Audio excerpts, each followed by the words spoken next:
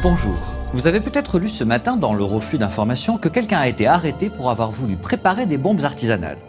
Il prévoyait de faire exploser les serveurs du ministère de l'Agriculture, car il estimait que la mauvaise gestion par les algorithmes régulateurs de la production de fruits et légumes était responsable de la crise actuelle. Heureusement, il a été arrêté avant même d'avoir pu mélanger deux ingrédients, car les algorithmes de surveillance prédictive ont détecté ses intentions. En effet, une des principales et classiques méthodes de surveillance prédictive se situe au niveau des individus eux-mêmes. Il s'agit ici de déterminer, à partir de leur profil, quelles sont les personnes à risque et de concentrer les moyens de contrôle sur eux. Le but est de savoir à propos de quels individus récolter le plus de données afin de déterminer plus précisément leurs intentions. Malgré tous les progrès réalisés depuis l'avènement de l'ère algocratique, vous avez sûrement déjà reçu des messages indésirables pour des pilules améliorant vos performances ou des transferts d'argent douteux. Ces messages ayant réussi à passer à travers votre filtre anti-spam, aussi appelé filtre bayésien. Un filtre bayésien, c'est une méthode de répartition d'éléments en plusieurs catégories. Elle permet par exemple de différencier le courrier légitime du courrier indésirable. Elle se base sur l'apprentissage d'éléments appartenant à chaque catégorie, puis compare les nouveaux éléments à ceux déjà connus pour déterminer par ressemblance quelle étiquette leur affecter. Concrètement, lorsqu'il s'agit de courrier, le filtre va calculer une probabilité que le message soit indésirable. Il va apprendre à partir du courrier déjà reçu et trié manuellement quels sont les mots apparaissant régulièrement dans chaque catégorie, mais peu souvent dans l'autre, et ensuite appliquer son apprentissage au nouveau message. Ainsi, en France depuis des décennies, le filtre bayésien détermine par exemple que les mots prince et nigérien sont principalement présents dans du spam, et que les courriers utilisant ces mots sont très probablement indésirables.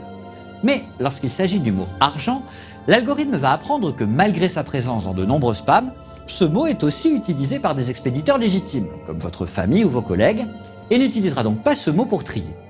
Une fois tous les mots analysés, le filtre bayésien va combiner toutes ces probabilités pour donner son verdict sous la forme d'une probabilité totale que le message appartienne à l'une ou à l'autre des catégories. Avec le même principe, les services secrets de certains pays ont utilisé des filtres bayésiens pour repérer les individus à risque. À partir de certaines informations, comme leur centre d'intérêt, leur destination fréquente ou les informations qu'ils consultent en ligne, ils ont trié les personnes entre celles dont le comportement était suspect ou non. Grâce au filtre bayésien, ils ont pu repérer quels aspects étaient les plus discriminants et distinctifs d'intentions néfastes, utilisant ainsi énormément le tri par rapport à celui effectué par un humain, ce dernier ayant souvent des idées reçues et se concentrant sur des aspects qui, au final, se révèlent peu significatifs. Avec l'amélioration de la puissance des ordinateurs, une autre méthode de surveillance prédictive est apparue en 2010, la prévision des crimes. Il s'agissait ici de déterminer les zones où il est fort probable qu'un crime se produise, ou même de prévoir quel type de crime. Cette invention s'est basée fortement sur les techniques de prévision météorologique. En effet, les deux domaines sont similaires. Ils concernent la prédiction d'événements se produisant d'une façon qui n'est pas purement aléatoire, mais déterminée par un ensemble de facteurs très complexes et très difficiles à analyser sans des procédés avancés, car ils suivent ce qu'on appelle la théorie du chaos. La théorie du chaos concerne les prédictions d'un futur dont de petites perturbations peuvent complètement changer l'issue. Elle a été découverte par le météorologue Edward Lorenz en 1963, alors qu'il commençait à utiliser des ordinateurs pour faire ses prévisions. Il utilisait des nombres avec 6 chiffres après la virgule. Mais voulant gagner du temps, il a simplifié les calculs en tronquant les nombres à 3 chiffres après la virgule. Il a alors obtenu des résultats complètement différents. En effet, cette minuscule approximation a complètement modifié le futur prédit par son modèle. C'est pour cela que la théorie du chaos est aussi appelée effet papillon. Un événement minime, comme un battement d'aile de papillon, peut déclencher un ouragan à des milliers de kilomètres. Malgré la complexité de la météorologie, les modèles prédictifs ont pu être améliorés année après année afin d'avoir une vision toujours plus précise des prochains jours. Et c'est grâce à ces progrès qu'ils ont pu être utilisés par la suite pour prévoir d'autres phénomènes complexes, en l'occurrence les crimes. C'est ainsi qu'en 2011, des chercheurs en mathématiques, anthropologie et criminologie ont créé un algorithme capable de déterminer les zones les plus susceptibles de voir des infractions se produire. L'idée est la suivante.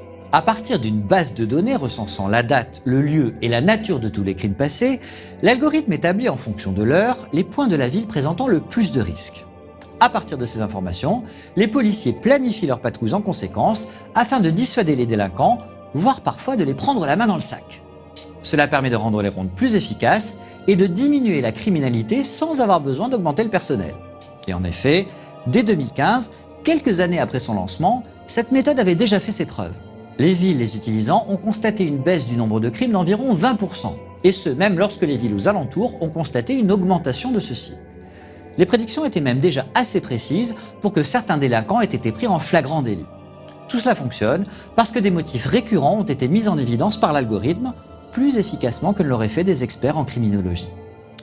Les gouvernements s'intéressant de très près à cet algorithme révolutionnaire ont alors décidé de lui donner accès aux bases de données des services secrets.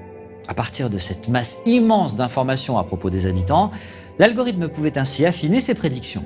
Certains disaient déjà à l'époque que les réseaux sociaux savaient avant vous à qui vous alliez déclarer votre flamme. Là, l'algorithme savait à l'avance qui allait vous agresser, quand et où. Mais alors que dans le cas d'un amour naissant, un faux positif n'était pas grave, dans le cas de la surveillance, l'étiquetage de personnes innocentes comme terroristes pouvait anéantir des vies. Bon, tout cela, c'est d'il y a 50 ans. Depuis, les algorithmes sachant absolument tout ce qu'ils veulent sur nous, ils n'ont plus besoin de prédiction. Et soyez tranquilles, ils savent de façon sûre si vous allez commettre un crime. Voilà, l'algorithme qui a généré cet épisode touche à sa fin. Pour la prochaine fois, il vous prépare des données à propos du deep learning. Fin de fichier.